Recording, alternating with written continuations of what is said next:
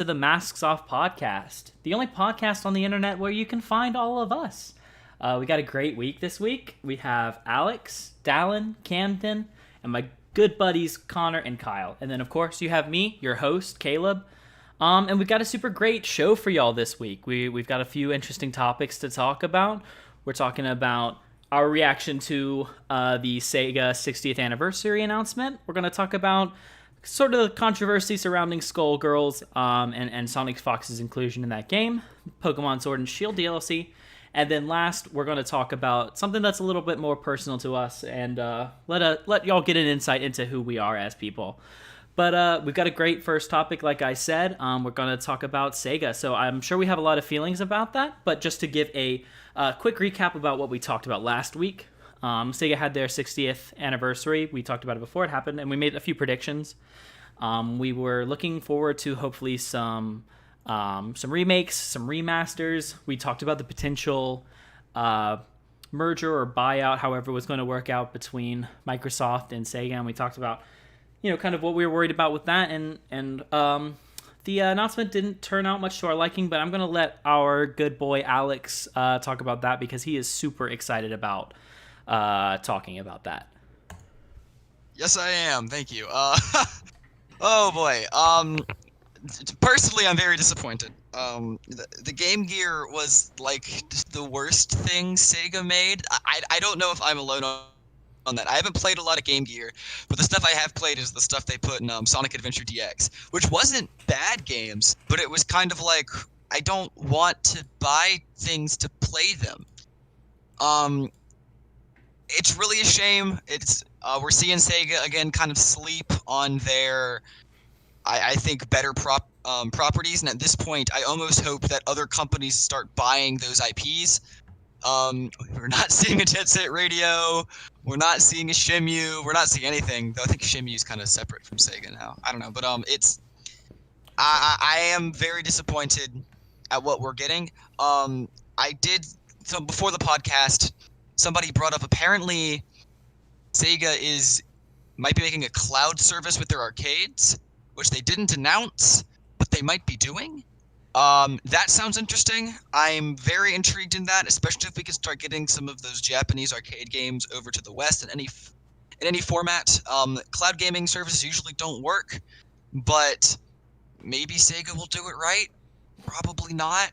But overall, we got what we expected from Sega, which is jack shit. So I'm disappointed, but not surprised. Yeah, that's a good way to put it, I would say. I think that there's a lot kind of around the announcement that a lot of people can be either confused or upset over. I guess touching a little bit on the Game Gear stuff, the Game Gear was essentially irrelevant for Sega as a console release. I mean, I never had a Game Gear. I'm trying to remember games that were ported there. I know obviously all the Sonic stuff. I'm pretty sure Lion King and like Mortal Kombat and stuff like that had ports on it. But it's just not something that I think a lot of people were pining for, and especially after it had been teased so much that they had this big announcement coming. I think the announcement of a new Game Gear was kind of unsatisfactory to a lot of people. I do think the announcement of the new cloud-based system, whether it's called like Fog Gaming or All.net or whatever they're calling it, I think that has a lot more legs to stand on, and I can definitely see that being a lot bigger of a project for them. The industry definitely seems to have some fascination with cloud-based gaming right now. It seems very similar to me to how virtual reality gaming and AR stuff was like about 10 years ago, where it just seems every single company is trying to get on the bandwagon to create something that is going to be leading the industry in this. And I guess Sega's throwing their hat in the ring as well. I think the arcade twist is actually really interesting.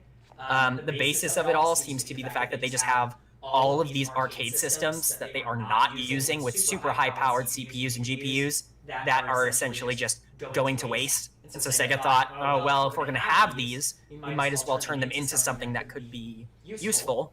And if there really is going to be this race to create this next big cloud-based storage system, I think this is a big chance for a company like Sega, who has been essentially kicked out from the top-tier companies, top-tier AAA developers, after what has been, one of the most historic they're one of the most historic gaming corporations in the world. To have them fall from grace, I think this could be a really big opportunity for them to maybe come and solidify themselves back into the gaming industry. If they are able to make, the premier cloud-based system, outside of, Steam and everything associated with Valve, but if they are able to make kind of that next step, the better version of Google Stadia or Microsoft or all of these other failed projects, if they are able to kind of lead the industry in that, I think that could be a really big return to form for Sega, and I think it could give them a lot of opportunities to bring back a lot of the franchises that I think me and a lot of other people have been pining to see come back.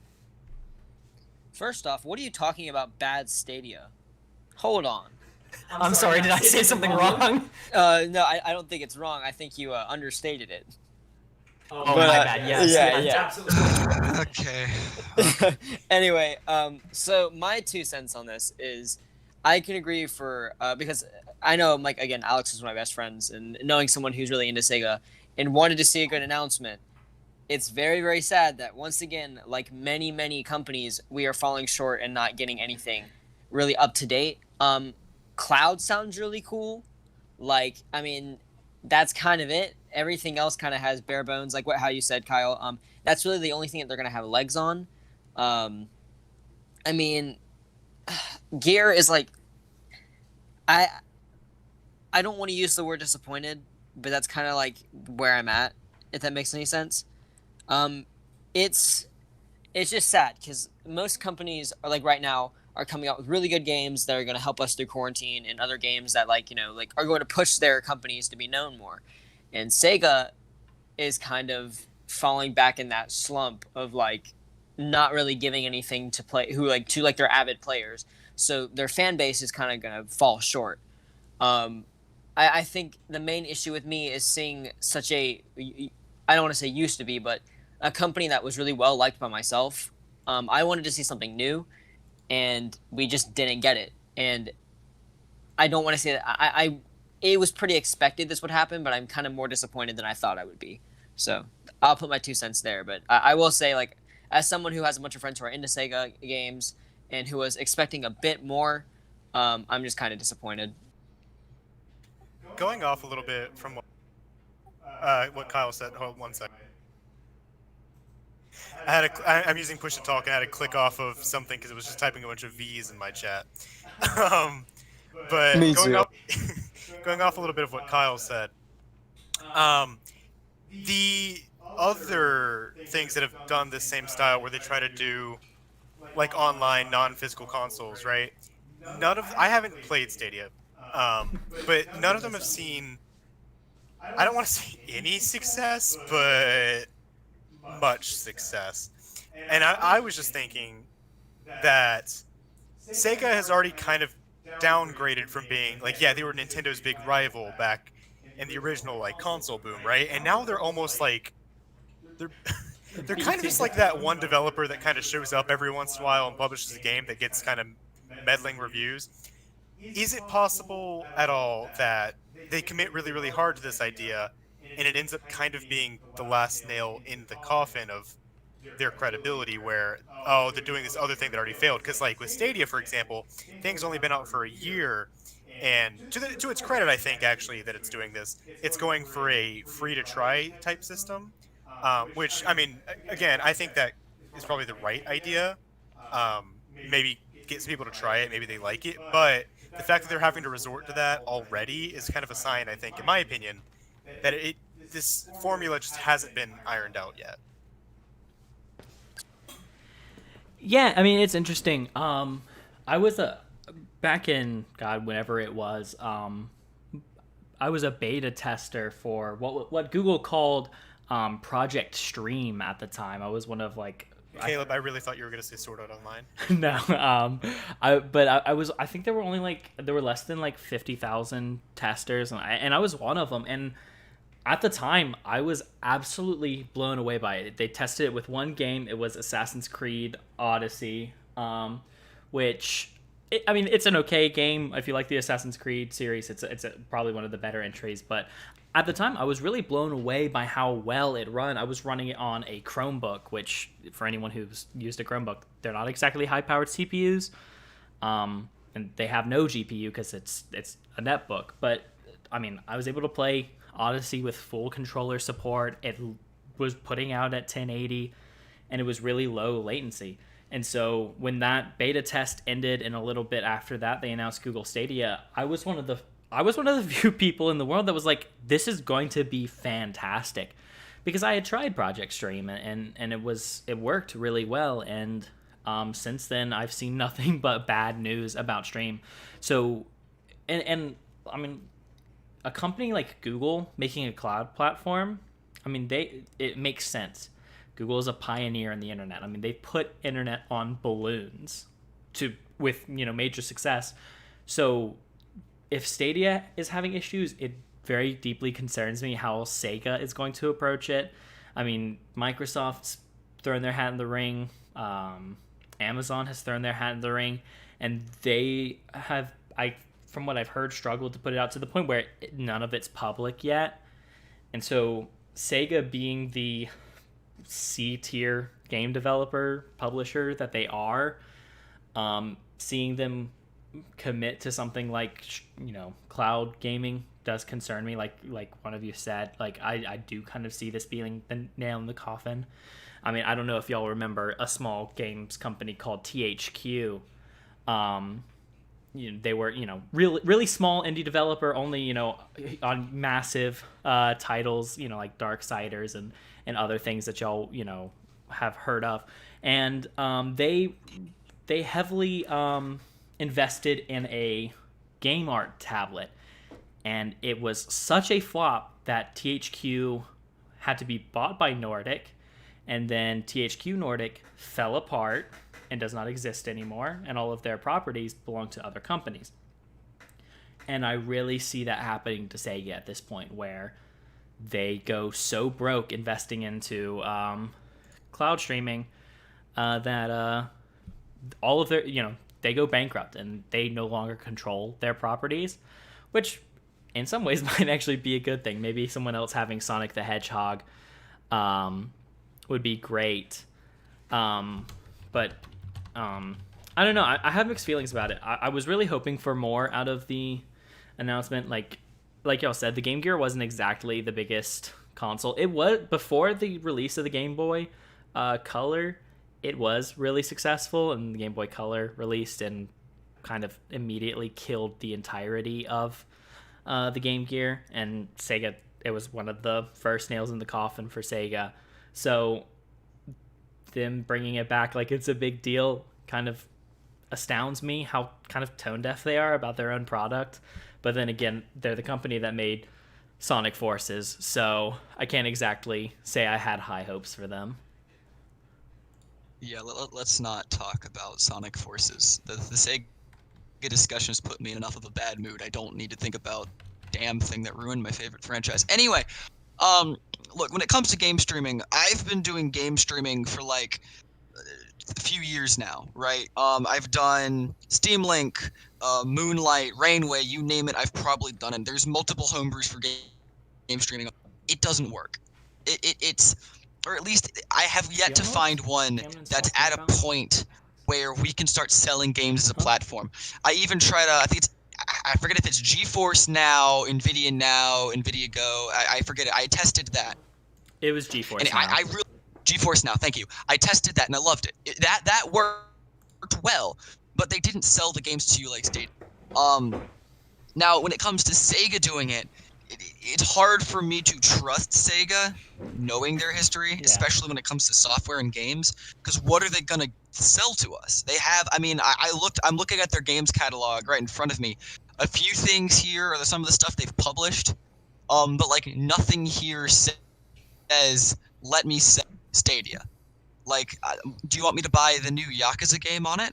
I mean, that's honestly the only things of quality they're making these days is Yakuza the game. So they are high quality. I don't know. I just, even if it works, which it won't, it just won't. As Kaleb said, Google couldn't get it working.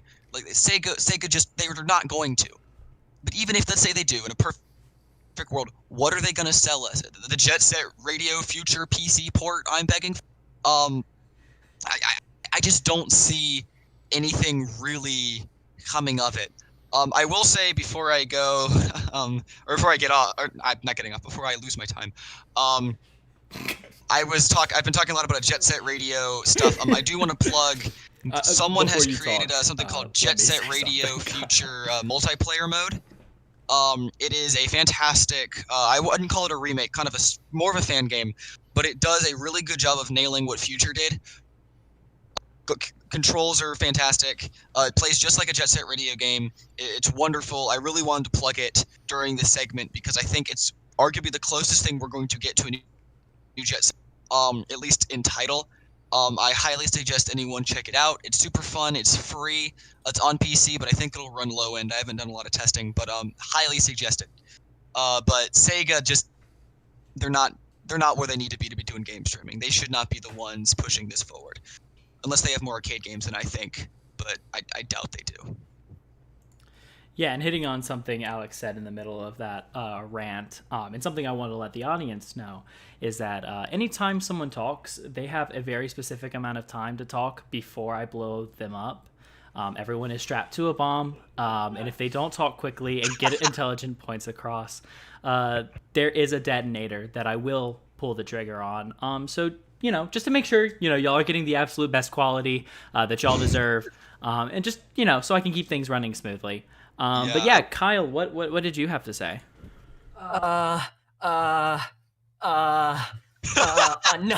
No, I think one part of this conversation that I do, yeah, I know. I think one part of this conversation I do want to approach it from is the Sega side of why would Sega want to dip their feet into a cloud-based storage, kind of game center? Because I think that that's something that we're all talking about this from the consumer perspective of why would we want to invest in Sega? And I can see this as Sega essentially saying, we understand that we have lost all of our credibility in our essentially game-making orients that we have been going on. Sonic the Hedgehog, our biggest franchise, has lost pretty much all credibility it's had. We have completely ignored pretty much every other major IP we had in the 90s. While we're active on social media, it hasn't really translated into any sort of consumer trust. And so I can definitely see them investing so much money into whatever it is, fog gaming or all.net or whatever it ends up being called. I can see them investing into that because they can kind of see that as a sort of last chance to be major players in the gaming industry. I guess hitting on the Game Gear, one of the big problems that the Game Gear had, at least from what I can see, is that it essentially had no direct support. Pretty much every major Game Gear game was a Genesis port, and that could have been, I guess, a major issue. I don't know if essentially this Game Gear is being released as a portable version of whatever cloud-based storage system they could end up rolling out. We could just see this. I know a lot of people have been talking about Sega being interested in getting back into the console market.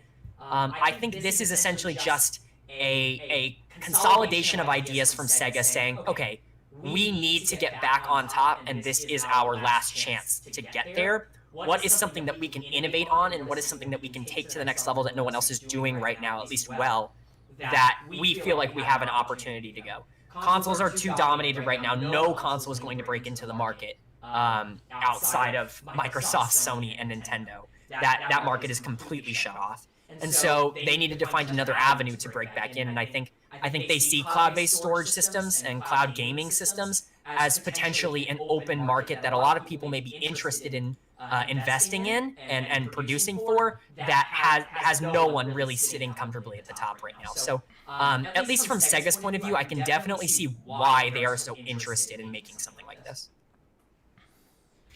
Yeah, to me it almost feels like a Hail Mary, where Sega, whether you love the company or hate the company, take Sonic for example, no matter what your opinion on the Sonic franchise is, the consensus is the games are of highly varying quality, right?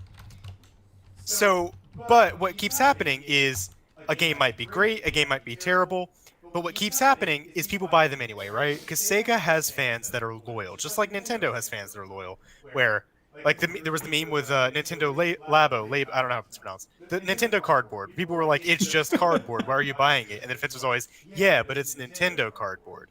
it's the same thing with Sega, maybe to a lesser extent, but it's the same thing where they're going to put this out there and someone is going to try it. And there's a chance that it's good. There's a chance this person likes it, right? And they'll recommend it to their other Sega diehard friends, right? And then if it's good, it'll pass on and then go from those people and branch out. And then maybe that's how they get back into the more mainstream, bigger gaming audience. But on the other hand, I mean, it still is a Hail Mary because, I mean, what if it doesn't work? And otherwise, they just have all this stuff that's just going to waste, right? Because you can't do this for cheap. Yeah, they're using stuff that they already have to do it, right? But to convert it from one thing into a cloud-based gaming storage thing, I mean, that alone is going to cost money, right? Because Google is one of the first people that could do it efficiently, and it wasn't even effective, and it wasn't cost-effective, and they're hemorrhaging money, right? So it really is, it feels like a last-ditch effort where it could either save the company and put them right back in the mainstream, it could kill the company, and it will end up seeing Sonic be, I don't know, a purely Nintendo-based product. Or, I mean, maybe they'll find some way to just do it cheaply somehow, and we'll stay exactly where we are. But I think it feels like they're doing it with the intention of it being all or nothing. And that's at least how it feels to me. Just a quick thought. So, do you think that, I think maybe that they're probably gonna have other companies. I don't think it's just gonna be like I haven't really looked into this as much as I should have done, but I feel like maybe they're gonna have other companies maybe At least he's honest. tip in for other content, because some people really don't know Sega's library that much, unlike Alex. However, maybe they could have some Nintendo properties on, just a few of them, and then maybe that could up people buying it and maybe save Sega. Yeah, I mean, I Sega is a company that has tons of connections in the gaming market, and even though they don't directly have a lot of big franchises, I mean, we can't discount the fact that they publish I believe they publish all of Atlus's games. So I mean, they are still a big player in their own right, just not one with a great reputation, I guess. They've kind of screwed up a lot. I mean, they have things that are good, like someone said earlier. The Yakuza series has been wildly successful. It's just that kind of seems to be the only directly Sega-made franchise that seems to be carrying its weight right now. But yeah, before we leave the Sega topic, I guess we should let people know where they can get the Sega Game Gear Micro. And you can find that in Japan only, coming, I believe, it comes in October 6th in Japan only. There's currently no United States or Europe release date. We'll get it eventually. We'll probably get it Oh eventually. my lord. Fucking do. But and I'm looking at the list of games being released for it. The only ones that I can tell have any American relevancy are Puyo Puyo 2, Sonic the Hedgehog, Sonic Chaos, and Megami Tensei Gaiden Last Bible Special, which I think is not a very popular one. Yeah. So yeah, I mean, I guess if you live in Japan and you're listening to this podcast, look forward to October 6th, where you can pick up the Game Gear Micro. But Very speaking fun. of things to be excited about, Skullgirls has made a major move in the fighting game community. It's moved way up from its indie status into a actual, mainstream fighting game. But they have kind of fallen into a little bit of controversy, whether warranted or not, in the past little while. For those of you who are not up to date on what that controversy is, a fighting game community member by the name of SonicFox. I'm sure if you follow the fighting game community at all, you know who he is. He's arguably one of the greatest fighting game players of all time. He has quite the litany of accomplishments. He has won Evo 5 times, 6 times if you count the Skullgirls side event. He's ranked number 2 of all time in Dragon Ball FighterZ.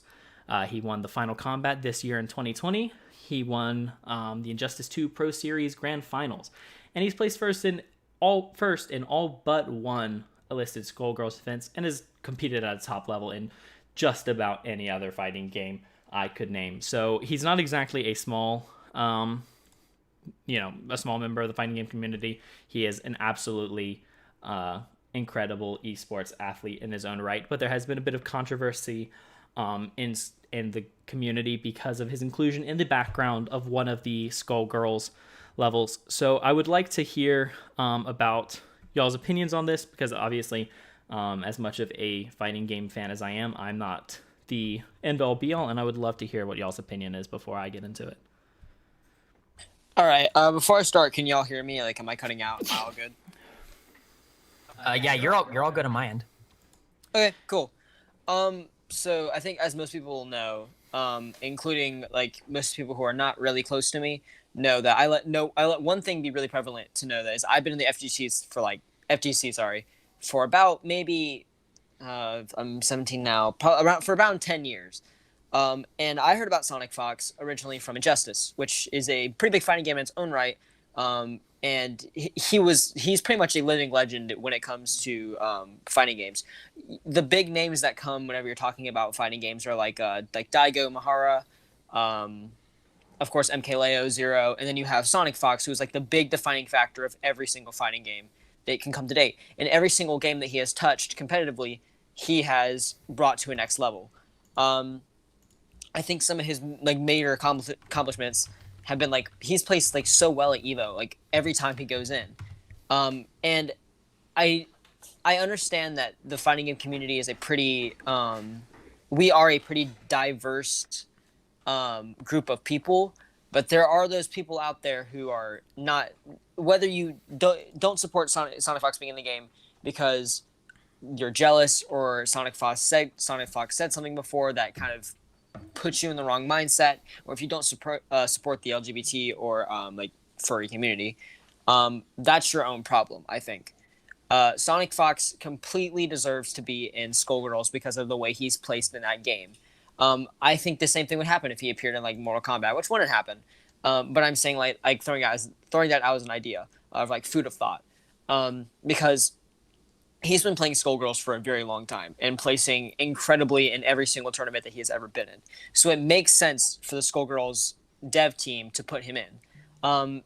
If you're upset because the teacher lady, I forgot what her name is replaced when SonicFox goes in, that's a really minor complaint and your own fault. But I think what I'm majorly trying to say is the fighting game community has a really big issue with putting their opinion in on something that's not a big deal. They make things that are so small and unimportant the biggest things in the world, like big complaints. And this is not the first time that something like this has happened. And it's sad that the fighting game community can't come together and celebrate one person who has made such an amazing accomplishment. I don't support everything that SonicFox says 100% of the time. It's all kind of it's polarized sometimes, but I think his accomplishments have been so major and he's been so pivotal in the fighting game community. And a lot of the reason that the FGC is as big as it is because of SonicFox. And he also brings in a new group of people. So I think that people complaining about him being in the game not as a character, not as a skin or anything like that for a character, but as a NPC that plays in one stage, I think people are blowing it completely out of proportion or making such a big deal out of something that really should just be used to unify the FGC even more.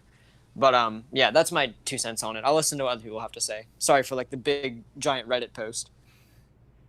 Well, as another person, not as prolific as you, or I haven't been in as long as you either, but a big fan of the fighting game community, SonicFox is unbelievable. Just when it comes to his prowess in games, like I've never seen a guy be able to just pick up a game in top 4 whatever event he's at, right? But at the same time, you said it really well when you said he's a polarizing figure, because on one hand, yeah, this guy is unbelievable, and a lot of people do respect his ability. On the other hand, though, he's very outspoken about who he is. 100%. He's very much not afraid to say something that he knows is going to make people upset, with the intention of making people upset, and then say it to make them upset. And he's done that on many occasions. So a lot of people have preconceived opinions of SonicFox before even this kind of thing happened. And I feel like a lot of that bleeds into this because, yes, in case you don't know, SonicFox is an LGBTQ plus member. He is a furry. He is black, and a lot of that is, especially right now, a big deal, right? Like it's the middle of Pride Month. There's all the protests and riots going on around the country right now.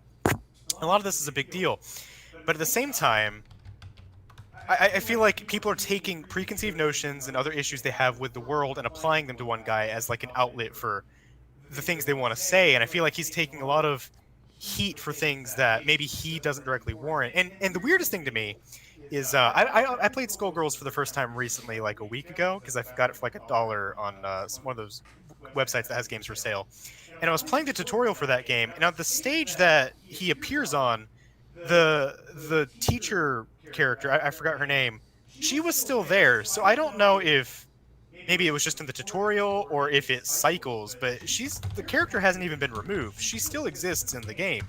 And on the other hand, I know there's mods I know that people have made that remove his character from the game. So like, if it really bothers people that much, which I personally, it doesn't bother me, but if it does bother people, it's not that hard to change. Like, if that was your favorite character, you can just fix it. Or if, but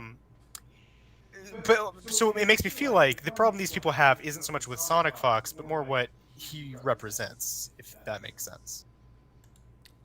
Yeah, and just to clarify something that you very rightly brought up is that on that one level that SonicFox appears on, it is a 1 in 40 chance and it's on in. rotation. Yeah, it's on a rotation. It's not even like a like number generated random system. It is every 40th match that you play on that stage.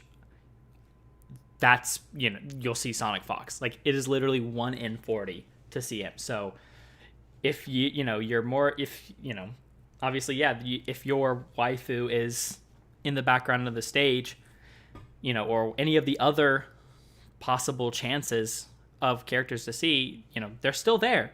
It's a 1 in 40 chance that you're going to see him.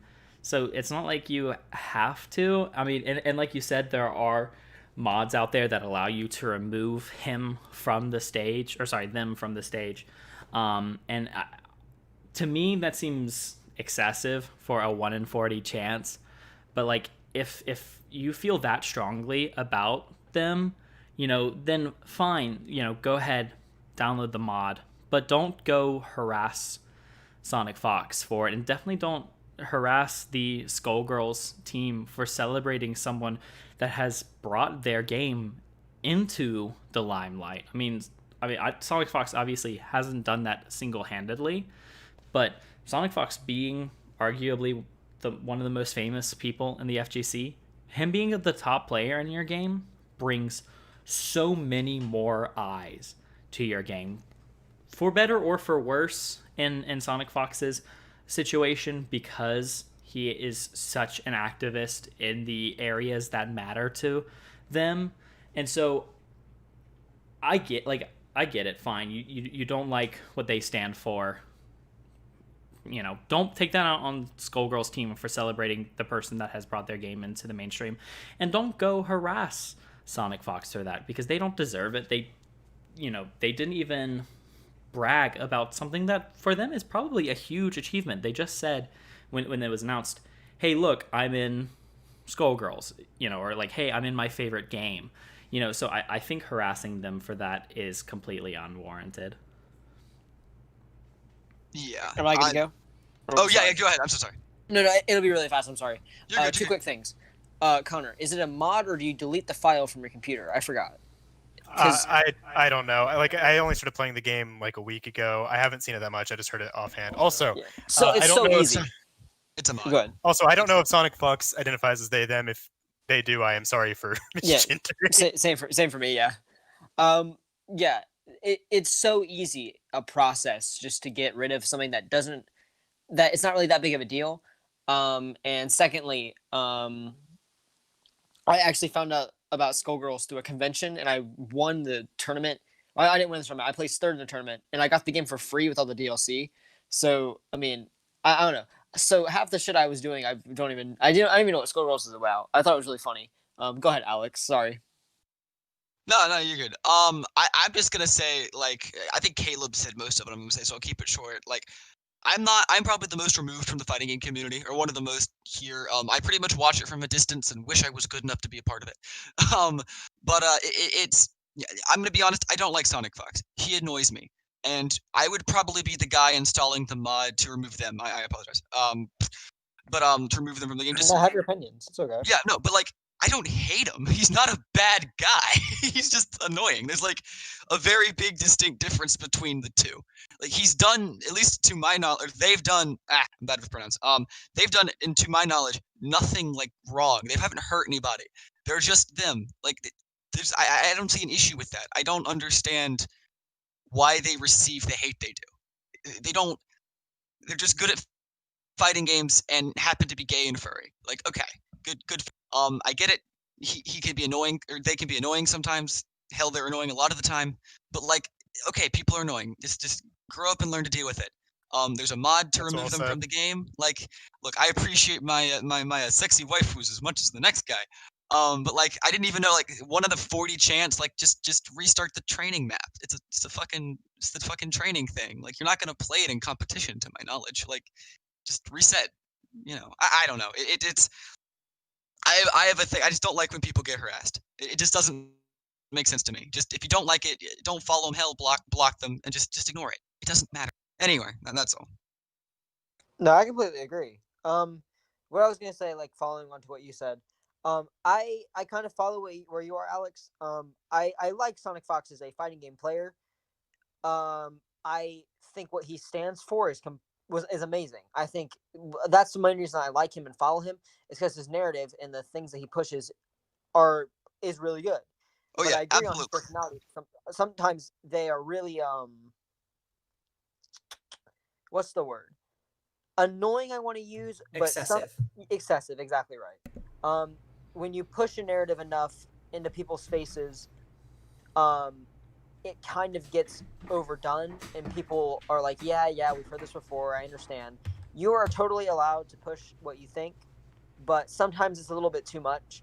But I don't think that's enough to make someone completely, like, again, as Alex is saying, and Kyle were saying, and I think Connor mentioned it too, was being attacked. It's not.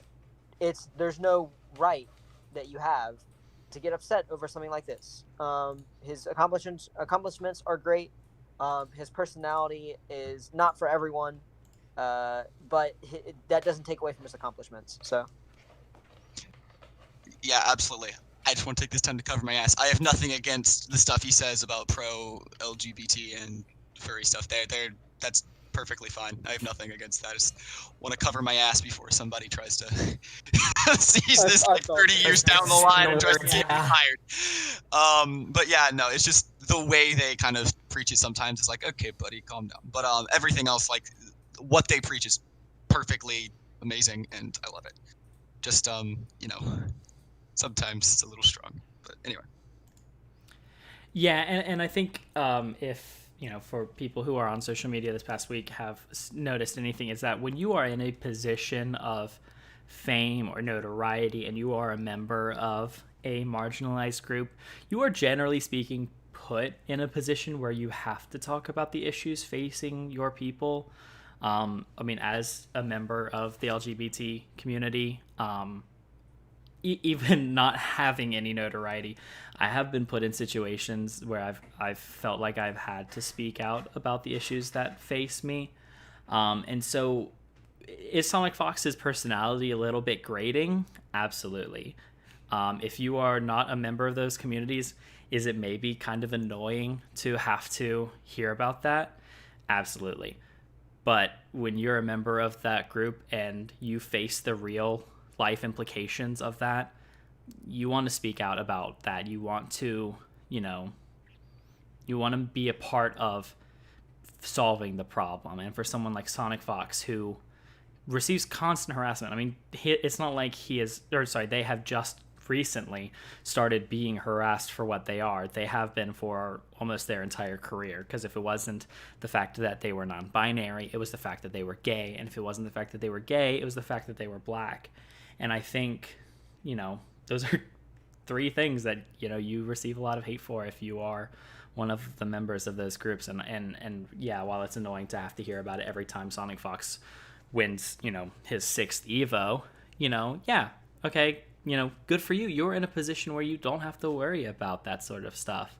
And so, let the man, let them speak. Let SonicFox speak. Let them, be who they are, and then move on, because they are so much more talented than I will ever be.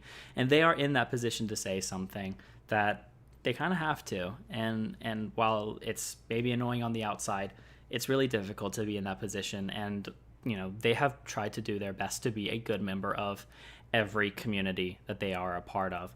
And I think that deserves so much more respect than it does the vitriol that they get. But, it is what it is. And kind of moving on to, that into something hopefully a little bit less controversial. Let's talk about Pokemon Sword and Shield, the most controversial game of 2019. Yep. More controversial. Huh? I am so excited for Kyle's opinion on this. Yeah, I was just saying, it doesn't get much more controversial. No one on the internet gets more mad than when Pokemon Sword and Shield is brought up. Yeah, I'm telling you now, I'm so excited for Kyle's response to this. It'll be hilarious. Yes. Am I good to go? Can I rock and roll on my... Yeah, go ahead. All right. blast Oh, it. fantastic. Yeah, so I guess the whole topic that we're going to be discussing today is a lot of the Pokemon Sword and Shield DLC that has been announced recently. And essentially, the point I really want to touch on is do I feel that this DLC essentially absolves or helps them in their case of not including a lot of content in the original game? And so the first point I want to make is I have always been on the side of there's a lot of content in Sword and Shield. And I think a lot of people got really upset pre-launch of game about, obviously Dexit, there was that whole movement or whatever, bring back National Dex on Twitter. And a lot of people were upset that some Pokemon weren't going to be in the game from the start. And I've personally, I guess just for context, always been of the opinion that, okay, if this is the direction they want to go, if they really just want to focus on making the new Pokemon and the Pokemon that they want to include inside of the Sword and Shield game more, if they really just want to make the game better and they don't have time to put everything in and also make the game to the standard they want to make it, then that's fine, right? That is a decision that I think almost every other company and every other game developer has made at some point, except Pokemon, and now that Pokemon has to make that decision, people were getting very upset. And so Sword and Shield comes out, and at least in my personal opinion, Sword and Shield is the best Pokemon game to have come out, at least in the past 4 or 5 years. I think it offers the most individual content that Pokemon has given you in quite a long time. It's definitely the longest main story, and me not being a major fan of the absolute linearness that is Sun and Moon and Ultra Sun and Ultra Moon, I thought it was a very good kind of diversion where you can really take as much or as little time to complete the story as you want. The story can be extremely fast if you essentially ignore wild areas, or you could spend all your time going to raids and finding new paths on the wild areas and things like that, and you could be in there for 60+ hours playing the game. Now, when it comes to the DLC aspect of, do I think it's okay for the company now to essentially be reinserting content into the game post-launch for a fee? And where I would stand on that is actually yes, especially considering I think the DLC that we are receiving is quite good. I don't think it's revolutionary by any respect, but I think the fact that we're getting so many new Pokemon, I know obviously they just announced the new Reggie forms, the Electric and the Dragon Reggies that are coming out. We have that weird brain deer thing that's grass. The giant Giga Brain. Yeah, the Giga Brain deer thing that's coming out. I'm stoked about that. I think that's incredibly interesting. And not only that, but also adding more areas to the game, new wild areas that have different routes and increased graphical qualities. I actually applaud Nintendo and Game Freak for actually going out and doing what they feel like could make the best game. The price point at $30 for the expansion pass is actually relatively good, I think, especially considering My two biggest Nintendo franchises are Pokemon and Fire Emblem. And considering the route that Fire Emblem has gone in the last few games when it comes to DLC, I think this Pokemon DLC is significantly more reasonable. Obviously, Fire Emblem Echo Shadows of Valentia had terrible DLC, DLC that cost more than the game. Yeah. And Three Houses is also quite expensive, but to see Nintendo come out and make DLC for Pokemon that's $30, and it's essentially adding just more game, I'm actually very excited to see what they can do. I'm not sure what the plan is, obviously, for the future, if the plan is to bring in all the Pokemon eventually, or if the plan is, maybe add 20 new Pokemon over the next year or so to a game that's already been out. I think right now I'm willing to give Nintendo and Game Freak the benefit of the doubt and say, hey, I'm actually really interested to see where this DLC goes, and I'm glad I'm getting more content, because they clearly listened to the people who really thought that there wasn't enough, and I think that they've worked really hard over the last couple of months to provide that content. Me now? Yeah. Yes, I think so. Yep, you're good to go. All right, cool. I actually 100% agree with Kyle. Surprise. I started off Pokemon Sword and Shield kind of disappointed, I guess, and as most people were.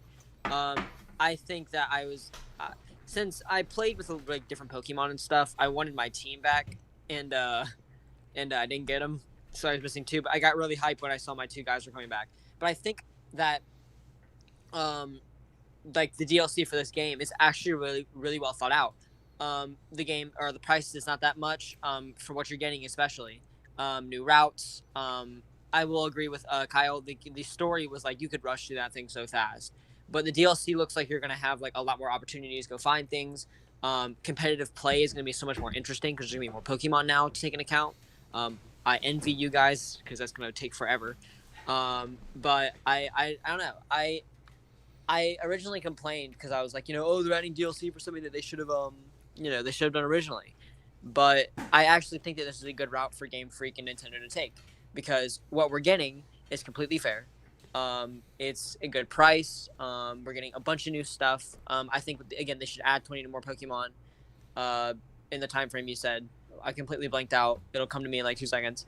But I think that the route that they're taking with the DLC is going to be really good. I initially was not going to buy the DLC, but I actually think that I'll take time and play the game now, because thinking about it now, there's so much good stuff that could happen for this DLC. It's got a lot of potential, so I don't know. Okay. Okay. So this is gonna be fun. I fall, I guess, more on the other side of the coin. I played Sword and Shield. I did not finish it. I really like Sword and Shield. I guess I'll preface this. I enjoyed the game. I have nothing against the game itself. Where I draw issue is that Pokemon Sword and Shield is the latest entry in what is arguably the most popular gaming franchise in the world. It's not arguable. Game Freak does not shouldn't have issues with in some countries. time or money in making. And when it comes to Pokemon Sword and Shield, it's not that it's not good. It's a fantastic game. It's just there's enough of the rough edges showing to me that says, okay, y'all could have done better. Gigamaxes to me are just stupid. The whole system to me is like just a worse version of the Mega Evolution. Also, I'm a very casual Pokemon fan. I own like 3 of the games. So most of what I'm going to be saying is mostly from appearance. And I know someone's going to be like, yeah, that's probably not the best way to be coming at this. Probably not, but, it's what we're doing. Anyway, Gigamaxing didn't really look interesting. The, I don't know, the wild area, I don't know, it just didn't run well. I don't know. For me personally, I liked it. I liked a lot of the things they changed, especially coming from Heart Gold. Like a lot of the XP share being on all the time. I love that. But there's a lot of just rough edges showing to me. It wasn't enough to warrant them removing the national dex for me. That was really it. As a casual Pokemon fan, the national dex is a little bit of a big deal because you can kind of carry one Pokemon over and you get emotional bond, yada yada, with your little digital animal. There was always going to be a moment when the national dex, I fully acknowledge that. Was this the time? I kind of question it because it's hard for me to convince myself that they couldn't have done it. Pokemon Sword and Shield, it's a decently large game, but coming from the same console that has Breath of the Wild, Xenoblade Chronicles 2, and Definitive, Mario Odyssey, such great titles, to see kind of Pokemon Sword and Shield come out really not living up to that when it damn well could have. Because Game Freak has the technology, they have the brains and the creativity to made it that, and they didn't. So for me, it left me disappointed. Now that we're getting, I think, what we want, kind of more in the DLC, for me, the content itself, I almost view the DLC exactly as I view the game. The DLC doesn't look bad. It looks really good. Will I pick it up? Probably not. I don't play Sword and Shield as much as I probably should. But it looks like a good time. It looks like a good addition to the game. I like everything they're adding. I just don't think it's worth an extra $30 on top of a game that I argue isn't really a full $60 release. I don't know. It feels a little bit price gouged. No, I wouldn't say price gouged. That's a bit of an exaggeration. That's far out there. It's more, if it was one of the two, and one of the DLCs is already in the game, I would probably snatch that thing up almost immediately. It's just there was just something missing from Sword and Shield, and I don't think that the DLC fixes it. And I don't think that Sword and Shield was good enough to warrant a DLC that does fix it. I think there needed to be a little bit more updates and tweaking to the game, or at least go back to development, delay it a few more months just to get that polish up to like peak performance, to really make the game shine as an outstanding Switch title before we can really start justifying DLC. Or I just have outstanding expectations for Game Freak, and I just hold Pokemon in way too high esteem. That's entirely possible as well. I don't know. But that's where I stand on all this. All right, so let me start this off by saying I am probably... I'm going to move this mic a little bit. I'm probably the second biggest Pokemon fan I know, behind only my main man, Kyle, over there. And I also want to say that I was actually one of the few people before Sword and Shield came out defending the game, because I remember everyone being really negative, even to an extent Kyle was, where he wasn't sure about some of the new features they were adding. But I mean, his complaints were mostly from a competitive side, which he has since, to my knowledge, come around on for most of them. But I was one of the people defending the things. I was like, oh, G-Max, D-Max looks kind of fun, even if it's a little goofy. Some of the new Pokemon designs are good, right? I really like the wild area. And I like Sword and Shield. I like it a lot, actually. That said, it's far from a perfect game. I would say it's not even quite a finished game. I like it a lot, but there's a lot of content missing. The good parts of Sword and Shield are really, really good, and the bad parts feel really, really bad. It's a game where some of the scenery is beautiful, some of the new Pokemon designs are great, some of the battles are really, really fun, the music is incredible, but then at the same time, there's stuff like the routes are all really, really short, and the wild area is kind of all the same looking and not that big, and things like that. And the biggest thing I felt was, like my brother who played the game, the other day we were talking about it because he was pretty excited for the expansion, and he has completed his Pokedex entirely. He's gotten almost every TM, TR, everything in the game, most of the items, and it took him about 2, almost 3 days to do all that. And I'm saying he has less than 100 hours of gameplay, and he has done literally everything to do in the game. And he did it slowly. And that's the biggest thing that I'm hoping the DLC fixes, because they've had time to work on it, and there's a lot that they've promised, and there's stuff like these new big zones that are like the wild area but bigger and more diverse, and there's new Pokemon and new story beats that feel actually matterful and impactful. And I really feel like, while it might not be perfect still, it really will make it feel like a more complete package. Not to mention that, yeah, the original game was more expensive, right, where it was $60 as opposed to the $40 that ones on the 3DS and previously games costed, but the expansion pass for both expansions is only $30. So let's say each of those expansions is half the length of the... Sorry, I cut out up there. Both of those expansions are half the length of the base game, right? So that means for $30, you're getting the package of the base game. And even if it's less than that, you're getting, for a total of $90, basically a game and 2 DLC packs, which are promised to be big. Now, it remains to be seen if they'll deliver on that, because there are obviously some promises that they made with the base game that weren't delivered on. But I think this is literally the best thing that Game Freak could have done, because yeah, there's a lot of problems with Sword and Shield, but there is some good stuff there. And if you iron out those kinks, which, again, there's a lot of them. Like, there's a lot of things wrong with that game. If you fix a lot of those and add more content, I think what you have, and Kyle said this earlier, and I do agree to an extent, the best Pokemon game in years. I think the last really good Pokemon game, and I enjoy Gen 6, but I think the last really good Pokemon game was probably Black and White 2. And I don't think it's coming from me being like a nostalgic thing, because I didn't even like those games at launch. Black and White and Black and White 2, both of which I didn't really love at launch. I think it's, looking back at them, it's the amount of content, the way it's spread out, and the way the game is presented that just feels better. And I feel like the way this DLC is being presented feels a lot more reminiscent to the way a completed Pokemon package would have felt back then. Yeah, I think it's interesting to me because I'm definitely not a Pokemon fan. I would go so far as to say I don't like Pokemon games. I respect the hell out of the franchise though, and I think as a casual player, Sword and Shield really failed to capture my attention. Like this was the first Pokemon game in a while that I was like, this might be the one that I finish. I mean, I beat Ruby and Sapphire, and I beat Leaf Green. So I've beaten 3 Pokemon games. I'm not like a total noob when it comes to Pokemon, but I have been out of the franchise for a while. And I own every single Pokemon game. I have tried really hard to like Pokemon.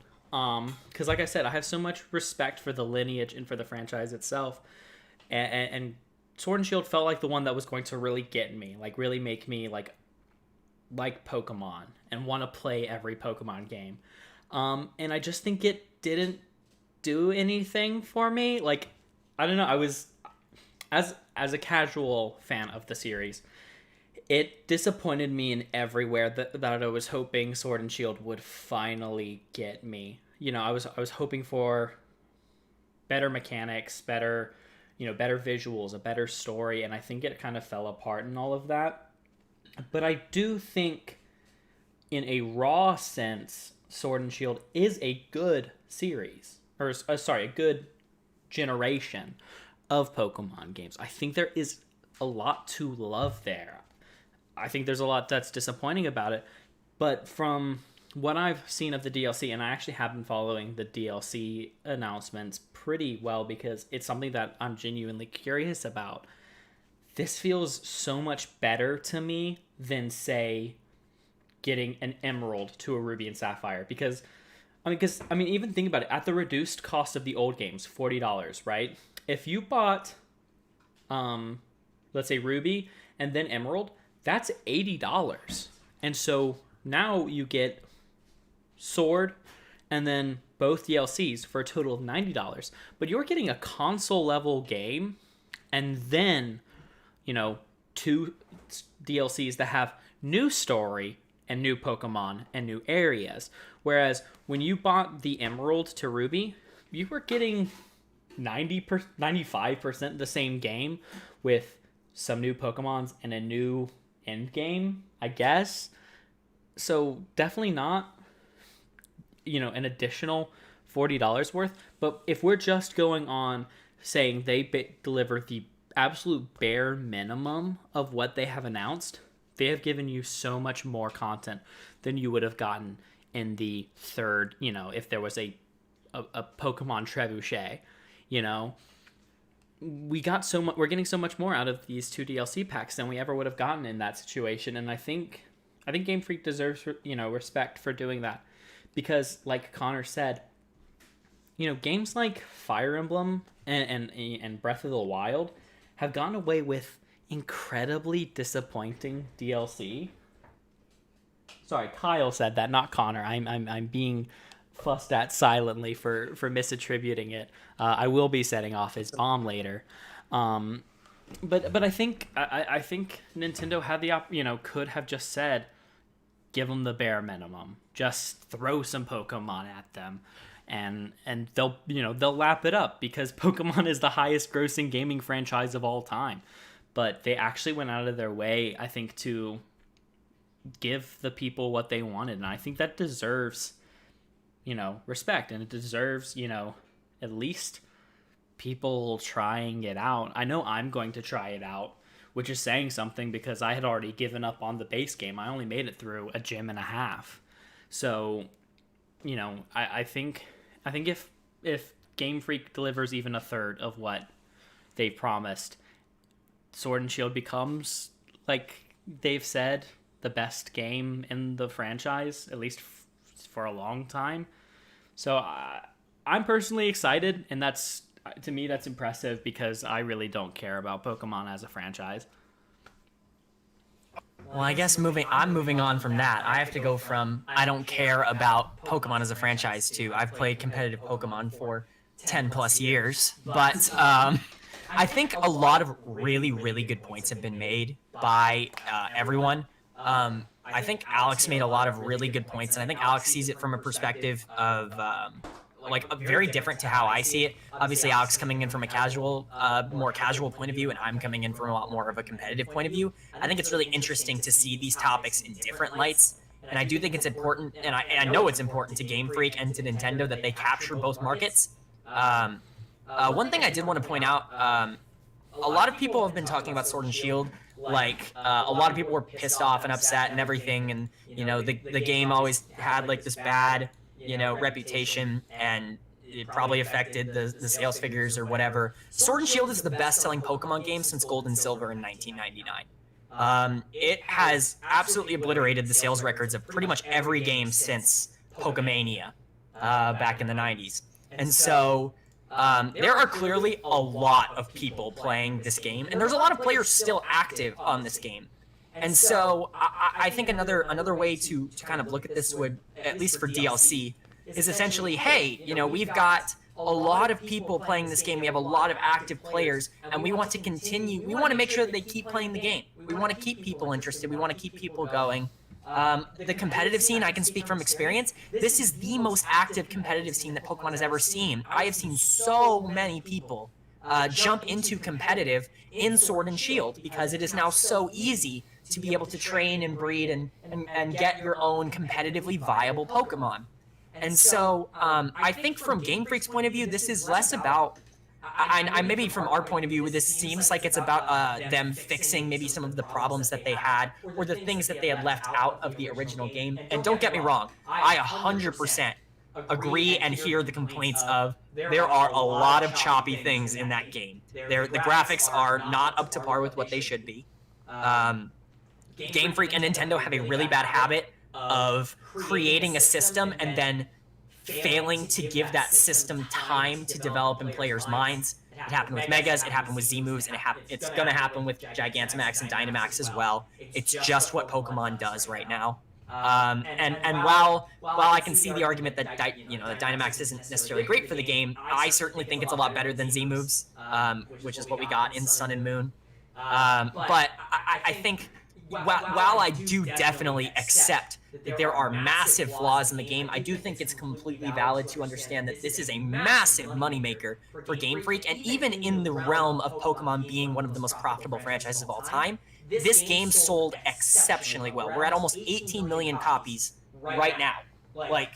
That is, it is unbelievable how many people have bought this game and will continue to probably buy this game because of the DLC. And so I think a lot of Nintendo and Game Freak's thought process going into this really isn't, we're going to fix the mistakes that we made when we released the game, but more so rather, we want to give all of these people, all of the people that really care about this game, and all the people who are joining competitive, and maybe the people who have never played a Pokemon game before, and bought a Nintendo Switch because everyone has a Switch and are now playing it for the first time, we want to make sure that they have the best gaming experience possible, so we're going to keep giving them content so that they can keep coming back and keep playing the game. And I perfectly respect all that. And I respect everything you said. I honestly don't think, as far as gaming controversies goes, I think Sword and Shield was overblown. Honestly, it's a great game. If you remove I try to look at games, if you remove the franchise it's from, would it be good? If you took Pokemon off of Sword and Shield, it'd be a fantastic game. It's just, I think they could have done better. And I would like to say, when it comes to Sword and Shield being the best-selling Pokemon games, it was never not going to be. It was always going to be the best-selling Pokemon game. This is the first Pokemon game, like, from my perspective, I didn't own a 3DS until like 2 Christmases ago when my friend Arlo gave me, or Arlo, he's been on the podcast, the fuck, when Arlo gave me his hand-me-down 3DS. I never really had a chance to play Sun and Moon, X and Y, whatever came out on 3DS. I didn't have a 3DS. I was very excited for this because like this is the first time I actually was able to enter the Pokemon franchise and really see what was going on in a release that I could keep up with from day one. And for me, in the meantime, I became a very big RPG fan. And coming from games like, I don't know, like the Final Fantasy franchise, from Shin Megami Tensei and Persona, Pokemon doesn't do that much, in my opinion, just as an RPG. It runs a lot off of the kind of, oh, you can catch cute animals and whatnot. It's just, I don't know. There's something about it that's just, I'd rather play the other RPGs. And Sword and Shield really didn't satiate that for me. I don't think I'm the only one, but at the same time, from I think a even more casual audience than me, just like the more casual gamer in general, Pokemon Sword and Shield is perfect. I would argue, except maybe Let's Go, it is the perfect casual Pokemon game. But from my perspective as a more, I guess, hardcore gamer, I'm spending $90 for content I can get for $60 from Final Fantasy or another RPG franchise, or hell, if we're talking just on Switch, from so me personally, I will probably check out the DLC at some point. I might wait for a birthday or a Christmas when I get like gift money. And I'm like, you know what? I haven't bought that Pokemon DLC yet. That's kind of where I stand on it. It's not going to be bad. It's just, if I have $90 to spend, do I really want to spend it on a product that I think could have been better, or do I want to spend it on a product that I know 100% is as great as it can be? But I do see that there is value in Sword and Shield. Sword and Shield does have, I mean, hey, if the competitive scene is booming, that is a major plus, I think. Definitely the Pokemon competitive scene is something that's been kind of just in the background. I don't know. You don't hear a lot about it in comparison, I guess, to the fighting game community or, I don't know, like the shooters community. For the most guys to have their competitive community kind of not be talked about, I find that very surprising. But that's just me. But I'm happy for the success of the game. I just do wish it could have been better. And that will be my ramble on that. Thank you. Yeah, I mean, I think there's some problems with the game, but I think overall there's a lot to love. And I think if there's one thing anyone can agree on about the Pokemon franchise, is that it has some of the most iconic and best songs in just the entirety of games. I mean, there are so many iconic, sounds and songs from Pokemon that we could spend an entire episode just talking about that. And the reason I bring this up is that obviously we're living in stressful times, and there's a lot going on in the world. I mean, this whole podcast was born out of isolation, and one of the few things that I know is universally helpful in times like these is music. And so I thought it would be really fun for the members on tonight to kind of talk about the video game music that has impacted us, whether it's something that makes us feel, amazing, something that has, brought us to tears, or if it's just something that's super nostalgic.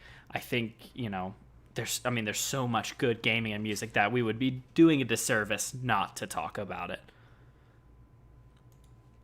1 second. If Connor, you want to go in front of me real quick, I kind of mixed up my headphones and now they're all in a knot. So go ahead, Connor. Sure, I can go then. Well, I mean, I am a big music guy. I don't know how else really to describe it other than that. Music in games is always one of my favorite parts of it. I think a good soundtrack can make or break a game for me. Not like it's the most important thing, but like it's always a big deal to me. And there's a bunch of really good ones that stand out to me. Like, I don't know, when I think of a gaming soundtrack, the first one I like to think of is the game Journey, which is a game where the entire story is told just through soundtrack alone, and it's really conveyed in a really good way. And then there's things like, like we were just talking about Pokemon, where I'm very nostalgic for a lot of Gen 3, like Ruby, Sapphire, Emerald, a lot of that, but pretty much anything from the fourth generation of Pokemon, you can pretty much put on any song, whether it's Diamond, Pearl, Platinum, or even like the remakes of the Gen 2 games, or Gold and Soul Silver. Pretty much any song in any of those games is just beautiful and really tells the tone well. And then there's other things like platformers can have really good music as well that really conveys the mood of where you're in. Like Caleb and I on our Let's Play channel. I'm gonna plug it real quick. Up gamer. Yeah, the Up Gamers. We played Celeste recently. That game's got beautiful Oh music. yes. We're currently playing Ori and the Blind Forest. Again, beautiful music. Oh yeah. And then there's some of the more mainstream ones, like the Donkey Kong Country games, where the songs will just each song really encaptures the zone that it takes place in. And when a game has such a diverse cast and set of locales, it really, I think, emphasizes how much storytelling just the soundtrack of a game can do. Yeah, absolutely. And I think the Donkey Kong TV show also has quite a bit of excellent Oh, music. Yeah, which I think Absolutely. Phenomenal. Almost surpasses the games. The singing in that has brought me to tears countless nights. I go to sleep listening to the melodies from Donkey Kong's CGI lips. Yeah, I did a speed run of the Donkey Kong Country TV show. I think the VOD is still up on my Twitch. I think we sang along to some of the songs, especially the theme song. Hey yo, look out down below. Here he comes, Banana Slamma. Congo Bongo's hero. Banana Shout out to that Slamma. song. What an Shout out to inspirational this. quote. Banana Slamma. There's so much depth and things to analyze within just those two short, sweet words. Well, if you like that line, boy, do I have the show for you, because he says it literally constantly. I'm telling you, dude, it gets the brain working. Oh wait, Connor, are you good now?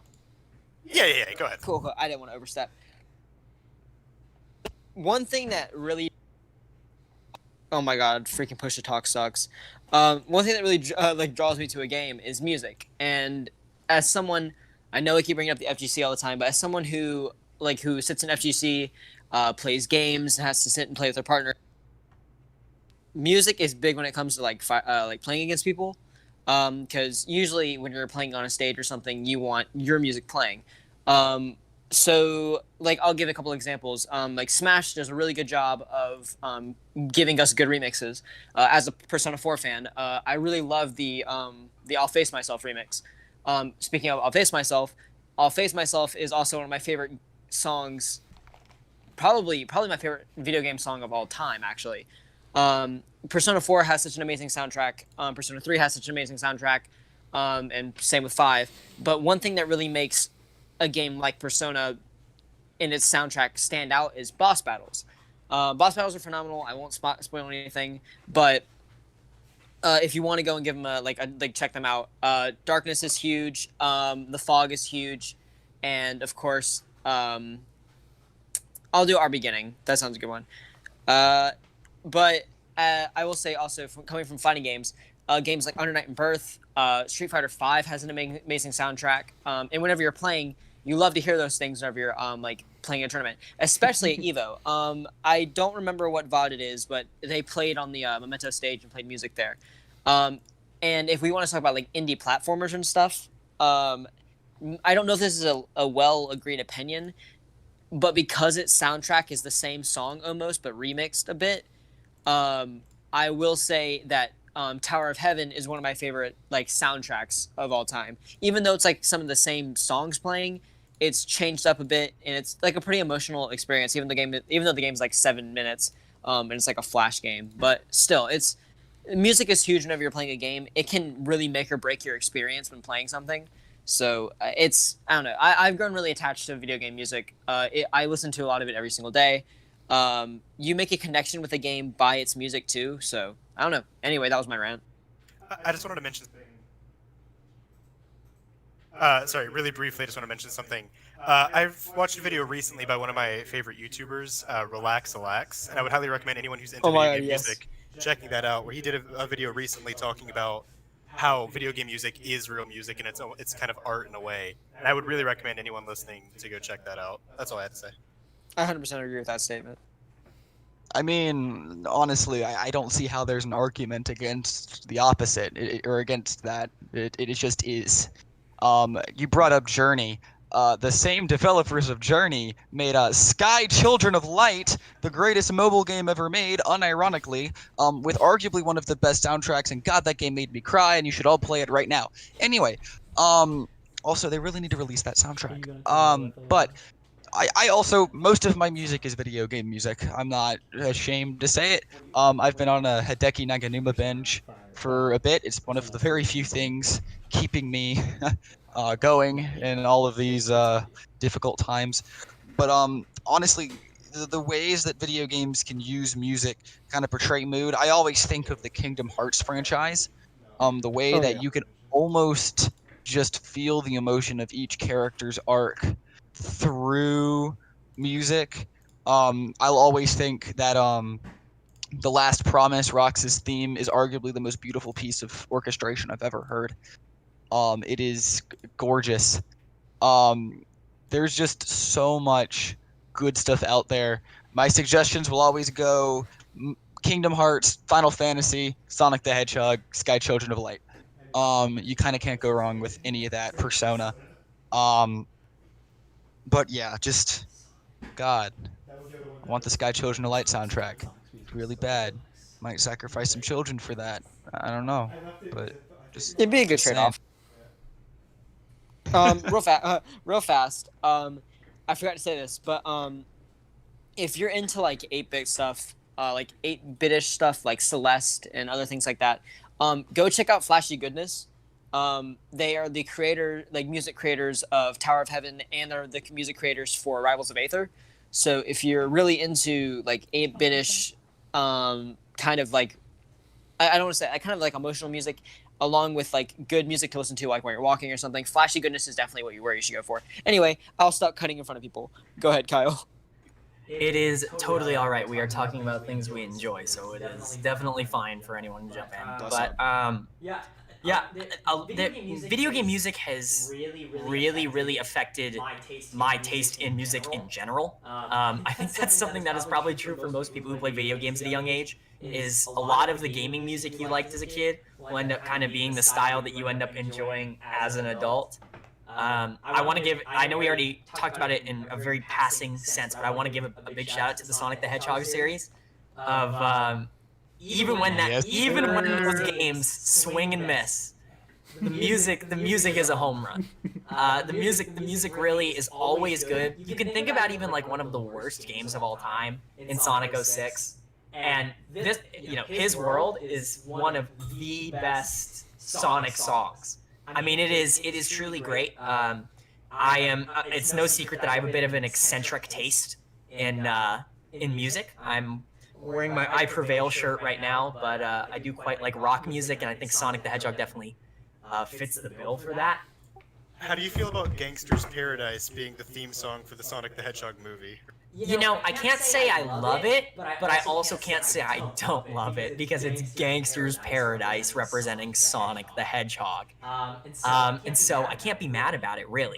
But even outside of Sonic, I think some franchises that I really do want to touch on, I think The Legend of Zelda has to be mentioned as a franchise just with unbelievable music. In every sense of the word, iconic is really what you have to go for. They have some of the best OSTs, whether you're listening to it alone or in-game. Skyward Sword, personally, is one of my favorite OSTs in gaming history, just to listen to by itself. It is so unbelievably good. And then you even think about a game like Breath of the Wild, in which it does this ambiance level of just background noise, but in such a orchestral and classy way. It immerses you inside of this world so much more than I think a game without that kind of soundtrack could. And I think it really does add so much to the experience of the game that I think it at least has to be mentioned a little bit. And then the final OST that I want to talk about that I think is just really good is Fire Emblem Awakening. I think Awakening gets a lot of crap online for maybe some of the more casual elements that it ended up implementing into the series. But one thing that I don't ever want to take away from that game is the unbelievable score. I think Don't Speak Her Name, the chapter, I believe, 12 song that you listen to, or 11, somewhere around there, right after big spoiler moment, is unbelievable, and it is so heartbreaking, especially with what is going on in the moment in the story. It's one of the few times in gaming where I've literally just stared at the screen and just had to sit there for a minute to really just assess everything that's happening and just like be like, okay, it's gonna be, it's all right, it's not real, it's a video game. I think the big thing about video game music is how it can take an experience that can, to some people can seem so, childish and juvenile, and really just pull you in and make you a part of everything that is going on inside of whatever world or game or whatever that you're experiencing, in the same way that it can for other art forms, I guess. Yeah, and going off of that, I think my favorite video game soundtrack has to be Guitar Hero World Tour. I see. No, I think y'all have hit the nail on the head. I've been shaking my head yes so much that my headphones fell off. I'm I think before a video game nerd, I'm a film buff. I've been playing video games my entire life, but film has been one of the few things that has always been an absolute constant in my life. And if I think there is one thing video games and film have always shared, it is how pivotal a role music can play. And I wouldn't consider myself a particularly emotional person. I don't cry at entertainment very often, but I think video games have been one of the few things that have made me do that several times. I think Persona 5 is probably the game that has made me cry the most. Every time Swear to My Bones plays, Great shout. I get it's such an emotional moment. And I think there's so many other games that I could shout there in terms of music that has truly made me feel something. Hellblade has a few songs that really highlight how sickening what happens to Senua is. I think Control has great ambiance music. Another game that we have played on the channel on the Upgamers that I don't think has gotten enough attention, and I think the music in it is fantastic, is this game called Stories Untold, because the music is never ever. Whoa. Yeah, I know you've played it, Camden. I made you play I know. it. Yeah. You made me play it. The soundtrack of that. Anyway. Yeah, the music is never a focal point, but there's something about it that just makes you. It just wraps you into this world. Yeah, you're right. It hits different. It pulls you into this world that you only have moments in. Each chapter is about an hour, and each chapter is a different story. And so that pulling you in is so essential to its narrative, and the music does so much to help that. And this seems like kind of maybe a dumb shout, but even Minecraft's ambiance, that music is never Absolutely. It's never important. Yes. Oh my God, you're so right. But when you're just going through the woods and chopping down trees, and the music swells, you can't help but feel like you're doing something amazing, and it's Minecraft. There's just so much great music out there. One of the few gaming soundtracks that I listen to just in my casual life is Fury. It's very upbeat, it's very fast, but it's some of the most well thought out music. For those of you who haven't played Fury, it's a boss rush game. You go from boss to boss to boss to boss, and you get seconds of literally seconds of character development for each of these bosses, but you know exactly who they are by the time you defeat them, purely because of the score that surrounds them. And I think that's so remarkable, because there are shows that spend seasons failing to develop their characters. Sword Art Online exists, so I think I think us, everyone's Just go say, everyone's looking at me because I'm the SAO guy. Sword Art I wouldn't have Online. It's expected Caleb. that. I'm stunned. I mean, we all thought that, yeah. Look, I love that show, but I'm not going to say it's not. It doesn't have half-baked characters. But I mean, Fury does in seconds what shows fail to do in seasons and movies fail to do in franchises. And another game that I think perfectly sets its mood through only a very few songs that are never that important is Doom 2016, and I'm sure Eternal. I haven't listened to that soundtrack yet because I'm trying to go into it fresh when I eventually have the money to buy it. But I think I mean, if you ever listen to an interview about the process for how they make that music, it's absolutely astounding the work that went into it. I mean, they ran a chainsaw through a synthesizer just to get one note.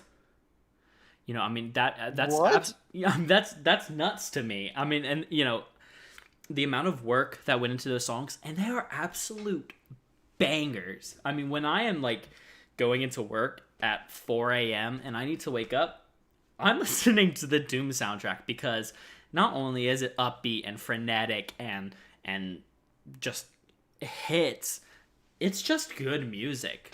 And that sounds silly coming from Doom, but it's just, I mean, it's great music. I mean, and there's so many franchises that I could shout. I mean, Fire Emblem, Super Mario. I mean, Super Mario created essentially video game music. I mean, and they have some of the most iconic songs of all time, and Pokemon and Final Fantasy. I mean, I've only beaten one Final Fantasy, and I know so many songs from Final Fantasy that you could just play tracks from Final Fantasy, and I'll say, oh, that's from 7, or that's from 10, and that's impressive.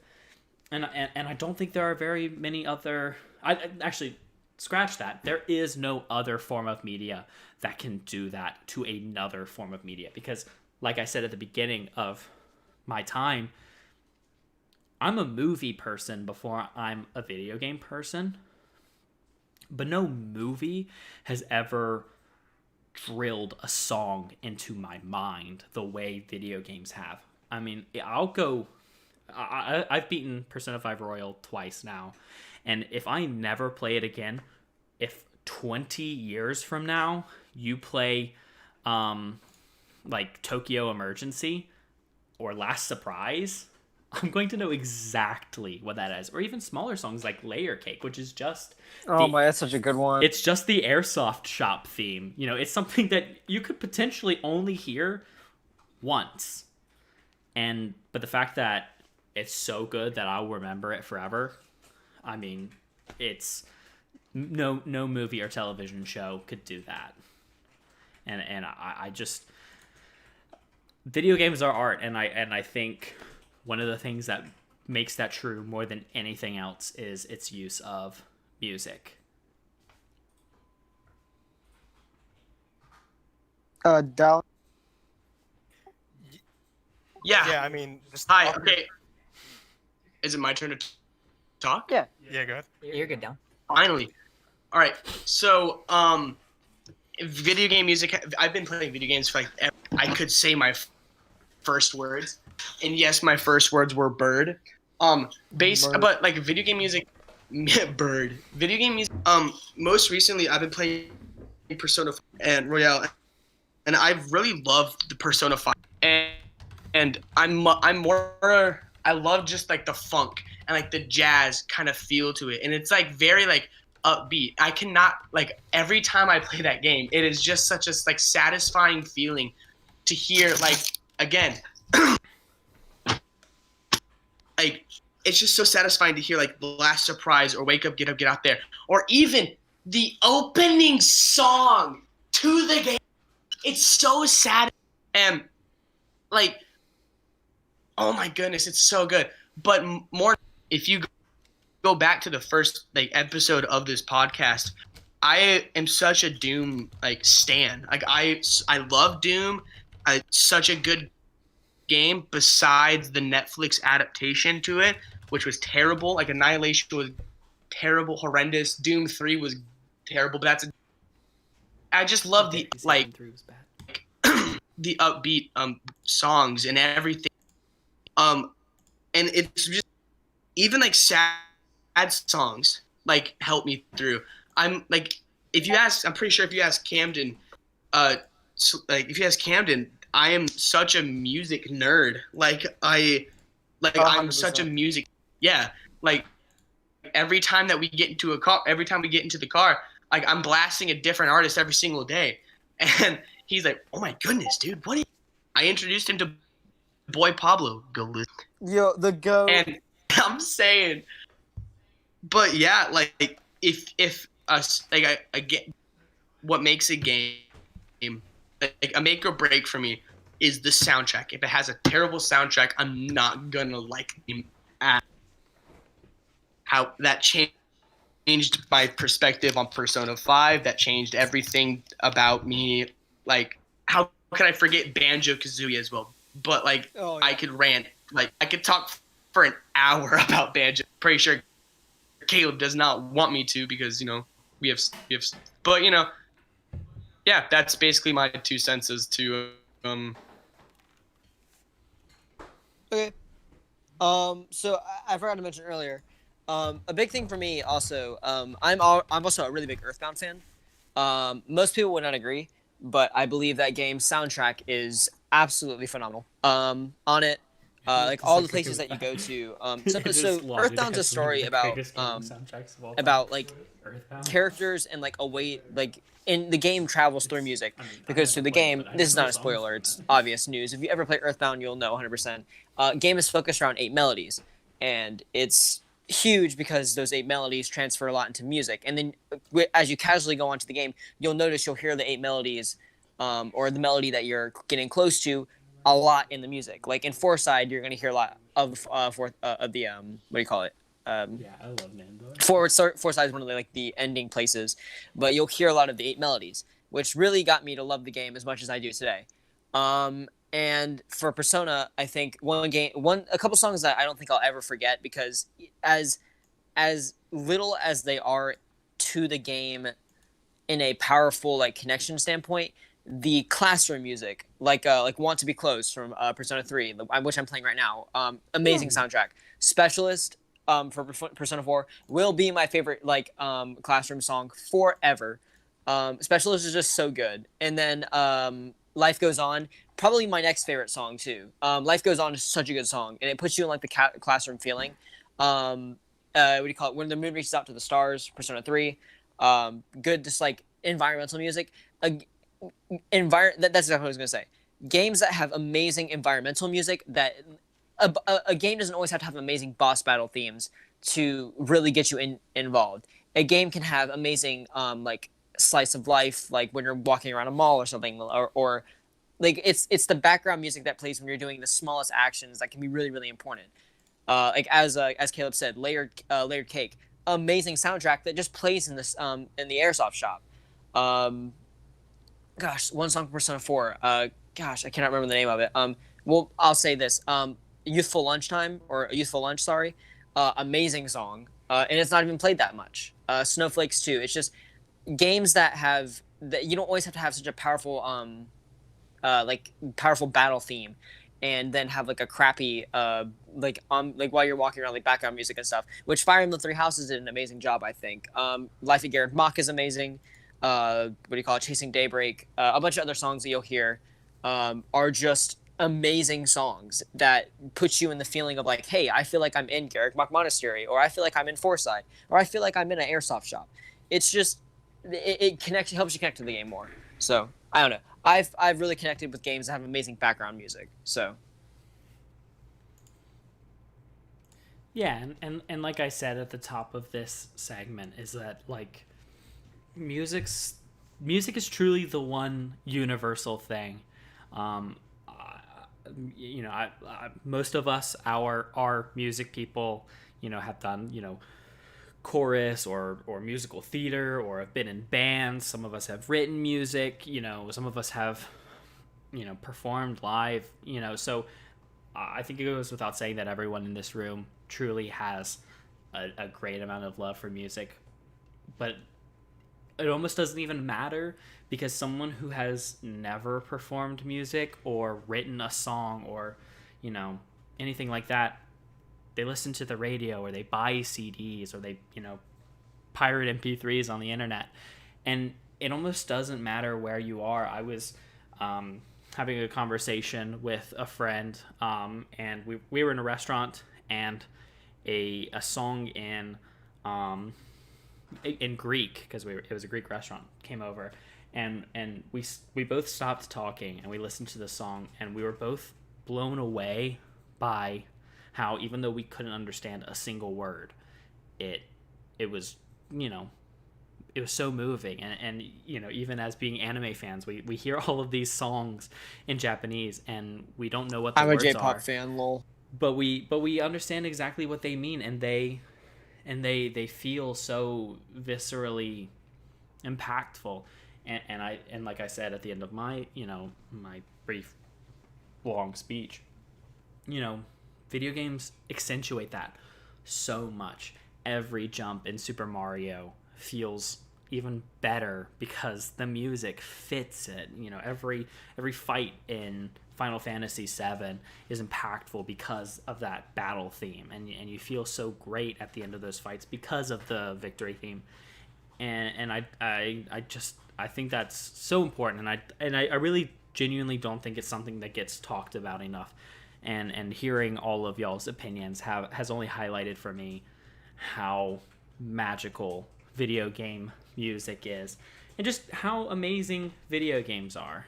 And if there's anything else that I can think of that is absolutely amazing, it's everyone here on this podcast tonight. I want to thank you all so much for making it this week and chatting with everyone else. This has been a great podcast, and I think we've talked about some absolutely fantastic things. And another thing that is absolutely awesome is everyone who watched tonight, or everyone who watches the VODs when they save to YouTube after the show. We love doing this, as I say, every week, and we always look forward to getting to do it again every week. And, you know, we want to put out the best kind of content. So if there's ever something that y'all want to talk about, make sure to let us know, whether it's in the comments or in the live chat or on our Twitter you can find us at twitter.com/MasksOffPodcast, or you can find the links for all of our social media in the description of the live stream or the YouTube video. And if you think talking to us would be fun, make sure to check out our Discord. That link is also in the description. And hey, if you think me, Connor, and Kyle are all really funny, make sure to check out our Let's Play channel at the Upgamers. We play a bunch of different games, and we have discussions just like this, and it's absolutely fantastic. Imagine being funny. Yeah. Couldn't be me. But just along for the ride. Yeah. But once again, thank you so much for listening to this week's Masks Off podcasts. We hope to see y'all again next Sunday, hopefully at 8 o'clock once again. And that's all for us this week. So everyone, go ahead and say goodbye. No, you. No, you. Bye. Bye. To the Jet Set Radio soundtrack. I'm a fake fan. Oh, bye. Bye-bye.